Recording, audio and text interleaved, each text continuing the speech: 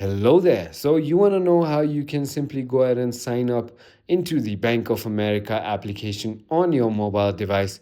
This is going to be the only video that you'll ever need to watch on the internet. So, with that being said, let's just get straight into the video.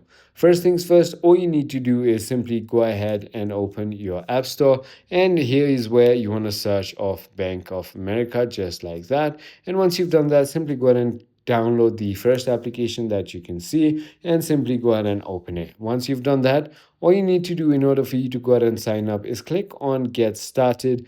And this is where you can finally go ahead and choose and create your login. I'm at a financial center or with a bank associate right now is the first option. Create my login is second. And explore products and open account is your third. If you don't even have your accounts, you can simply go ahead and tap on the third. If you already have your Bank of America account, but you need to set up an online access, just click on create my login. Go ahead and enter your card or account detail, your tax ID or social SSN, and simply go ahead and tap on continue, and it's going to ask you to go ahead and enter a password or make a password, and you will be in. I hope this video was helpful to you. If it was, hit that like button and I'll see you on the next